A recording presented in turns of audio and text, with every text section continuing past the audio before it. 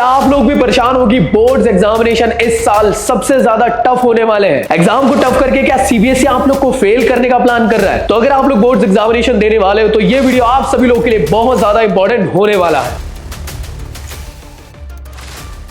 CBSE आखिर अपने examination को टफ क्यों बना रहा है? कुछ साल के पैटर्न को हम लोगों ने ऑब्जर्व करे, इससे हमें यह समझ में आया कि सीबीएसई का पैटर्न दिन ब दिन बदलते जा रहा है। जो पहले वो डायरेक्ट क्वेश्चंस पूछा करता था, इजी टाइप के क्वेश्चंस आप लोग को आया करते थे, जिससे कि स्टूडेंट आराम से क्वेश्चंस को अटेम्प्ट कर लिया करते थे। अब वो पैटर्न धीरे धीरे करके बदलने लग गया है। सीबीएसई अब हाल ही में फोकस करने लग गया है कॉम्पिटेंसी बेस्ड क्वेश्चंस पे। ये ऐसे टाइप के क्वेश्चंस होते हैं जो आप लोग के कॉन्सेप्ट पे बहुत ज्यादा फोकस्ड करके बनाए जाते हैं। अगर आप रट्टू पोपट की तरफ पढ़ रहे हो तो याद रखना, ये बोर्ड्स एग्जामिनेशन आप सभी लोगों के लिए बहुत ज्यादा घातक होने वाला है। हो सकता है कि आप फेल भी हो जाओ, क्योंकि जितने भी टाइप के कॉन्सेप्चुअल क्वेश्चंस होते हैं, इसके लिए आप लोग को डीप अंडरस्टैंडिंग की नॉलेज होना बहुत ज्यादा जरूरी है। एक एक टॉपिक को अच्छे से समझ के आना जरूरी है। अगर आप लोग को टॉपिक के बारे में अच्छे से नहीं मालूम होगा तो आप लोग किसी भी क्वेश्चन को आराम से अटेंड नहीं कर पाओगे। बोर्ड्स एग्जामिनेशन अपने सिलेबस पे भी बहुत ज्यादा फोकस कर रहा है। पिछले कुछ सालों के डेटा को अगर हम लोगों ने ऑब्जर्व करें तो उसमें से हमने ये ध्यान दिया है कि सीबीएसई अपने सिलेबस के इन डेप्थ चीजों को बहुत ज्यादा अच्छे से पूछ रहा है। तो इसलिए आप लोग से रिक्वेस्ट है, कोई भी सब्जेक्ट जिसके आप प्रिपरेशन कर रहे हो उसके सिलेबस की डीप अंडरस्टैंडिंग होना जरूरी है कि कहां से क्या चीज आने वाली है। आखिर ऐसी कौन सी गलतियां जो सारे स्टूडेंट्स कर रहे हैं? सीबीएसई का एग्जामिनेशन टफ हो या इजी, आप में से मैक्सिमम ऐसे स्टूडेंट होते हैं जो हर साल कुछ ना कुछ गलतियां करते हैं, जिस वजह से उनका एग्जामिनेशन खराब हो जाता है। सबसे पहली और इंपॉर्टेंट गलती, लास्ट मिनट की प्रिपरेशन जो चलती है जनवरी फैब के अराउंड पे, उस पर ढंग से फोकस नहीं करना। लास्ट में आके डिमोटिवेट हो जाना कि जो हमने साल भर पढ़े धीरे धीरे करके हम भूलने लग गए। ऐसा कभी नहीं होता है। अगर आप अच्छे से ध्यान दोगे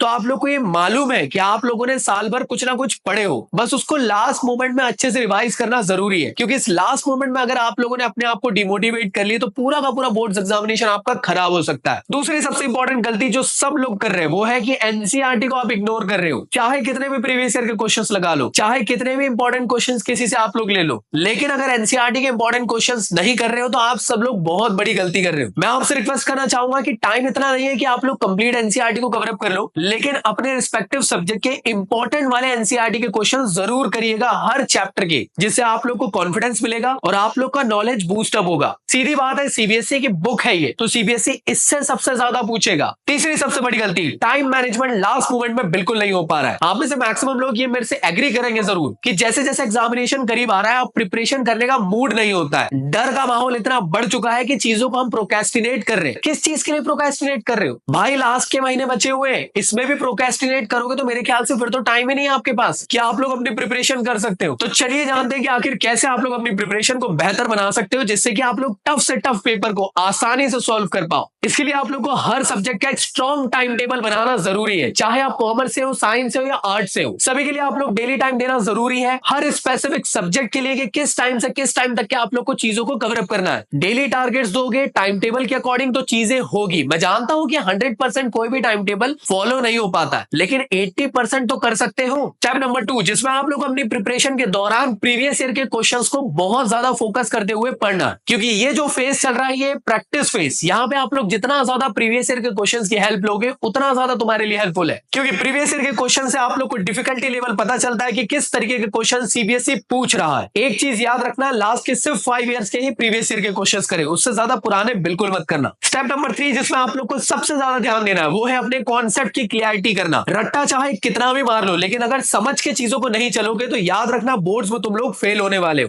क्योंकि अभी लेवल बदल चुका है। रट्टू पोपट का जमाना जा चुका है। इन सब के अलावा स्टेप नंबर 4 पे आप लोग को सबसे ज्यादा इंपॉर्टेंस देना है वो है मॉक टेस्ट की प्रिपरेशन करना। जो भी सैंपल पेपर आपके पास है, डेली आप लोग एक सैंपल पेपर लगाने की जरूर कोशिश करें, जो आप लोग एग्जामिनेशन के टाइम पे स्पीड एंड एक्यूरेसी के लिए बहुत ज्यादा इंपॉर्टेंट रोल प्ले करेगा। इसके थ्रू आप लोग को अपने वीक पॉइंट्स भी पता चलेंगे कि कहां कहां पे आपसे गलतियां हो रही है, जिसको आप लोग सुधार सकते हो और बोर्ड्स में अपने आप को और ज्यादा बेहतर बना सकते हैं। तो जब इन सभी स्टेप्स को आप लोग फॉलो करोगे तो एक मेजर प्रॉब्लम आप में से मैक्सिमम लोग की निकल के आने वाली है, वो है कि ढेर सारे डाउट्स आप लोग के दिमाग में आएंगे। तो अगर डाउट्स है तो उसको पेंडिंग मत करो, जिस दिन जो डाउट आता है उसको उसी दिन क्लियर करने की कोशिश करो। चाहे आप अपने टीचर से पूछो या किसी भी ऑनलाइन प्लेटफॉर्म की मदद लो जहां पे आप लोग के डाउट सॉल्व हो सके, क्योंकि ये डाउट्स आपको एग्जामिनेशन के टाइम पे बहुत ज्यादा परेशान करेंगे। हो सकता है किसी एक दिन का डाउट आपके एक्चुअल एग्जामिनेशन में आ जाए, फिर आपको रिग्रेट होगा कि काश मैं उस डाउट को क्लियर कर लेता तो आज ये क्वेश्चन मुझसे बन जाता। और मल्टीपल रिवीजन पे फोकस करने की सबसे ज्यादा कोशिश कोशिश करो, क्योंकि रिवीजन करोगे तो ही आप लोग का पूरा बेस स्ट्रांग होगा। कितना भी टफ पेपर क्यों ना बना ले सीबीएसई, आप आराम से उस एग्जामिनेशन को फोड़ सकते हैं। तो दोस्तों, रट्टा मारने से बचो, ओवर कॉन्फिडेंस को हटाओ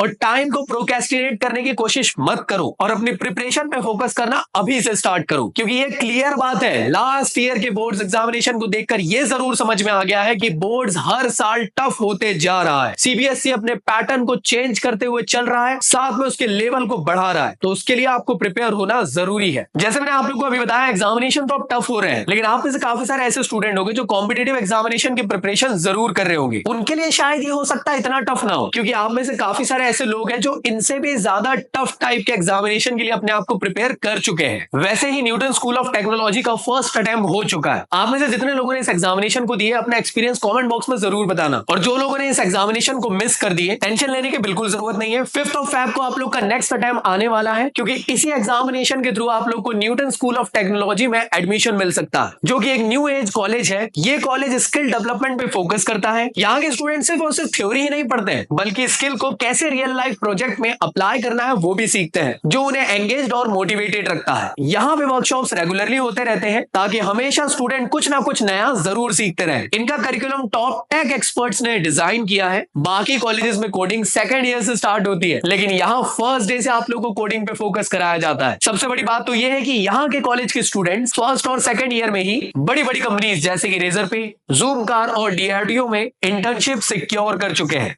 एक एक्सेप्शन स्टूडेंट ने तो 1.25 लाख की internship Google summer of code में भी सिक्योर की है। न्यूटन स्कूल के स्टूडेंट्स को ग्लोबल इवेंट जैसे हार्वर्ड, एशिया कॉन्फ्रेंस और विकिपीडिया हैकाथॉन भी सिलेक्ट किया गया है। तो मेरी मानो तो इस अपॉर्चुनिटी को बिल्कुल मिस आउट मत करना और एनसेट एग्जामिनेशन के लिए जरूर रजिस्टर करना। बाकी सभी डिटेल के लिए डिस्क्रिप्शन में मैंने आप लोग को लिंक प्रोवाइड कर दिया हूं, वहां से जाके आप लोग डिटेल्स को चेकआउट कर सकते हैं और एनसेट एग्जामिनेशन के लिए रजिस्टर कर सकते हैं। तो गाइस, एक चीज आप लोग जरूर याद रखिएगा, कोई भी एग्जामिनेशन आप लोग को टफ तभी लगता है जब आप उसके लिए फुल्ली प्रिपेयर नहीं होते हो, या आप लोग उसके लिए अपना 100% नहीं देते हो। तो इसलिए मैं आप लोग से कहूंगा, मेहनत करो यार, डर किस बात का। सीबीएसई का एग्जामिनेशन चाहे कितना भी टफ हो या इजी, अपनी प्रिपरेशन को स्ट्रांग जरूर बना के रखें, जिससे कि आप लोग एक अच्छा रिजल्ट लेकर आ सके और आने वाले टाइम पे आप लोग का जो भी ड्रीम कॉलेज है वहां पे आप लोग जाके अपनी प्रिपरेशन कर पाओ। Consistency is the key. आप आज से ही स्टार्ट करें, भूल जाए पुराने दिनों को कि जो आपने वेस्ट कर दिए। अपना बेस्ट तो दो, जी जान लगा दो, फिर देखना आप लोगों को कौन रोकेगा। आप लोग फिर इतना आगे बढ़ोगे कि फिर आपको कोई नहीं रोक सकता है। तो अगर आप लोगों को ये वीडियो काफी ज्यादा हेल्पफुल लगा होगा तो मेरे दोस्तों, आप लोग से रिक्वेस्ट है कि इस चैनल को सब्सक्राइब जरूर कर लेना, क्योंकि प्यारा कंटेंट इस चैनल पे आप लोग के लिए आपके भैया हमेशा प्रोवाइड करते रहते हैं, जिसके थ्रू आप लोग की बोर्ड एग्जामिनेशन की प्रिपरेशन तगड़े वे में हो सकती है। और किस टाइप का वीडियो कंटेंट आप लोग को चाहिए मुझे कमेंट बॉक्स में जरूर बताना। मिलता हूं नेक्स्ट वीडियो में, जब तक के लिए गुड बाय।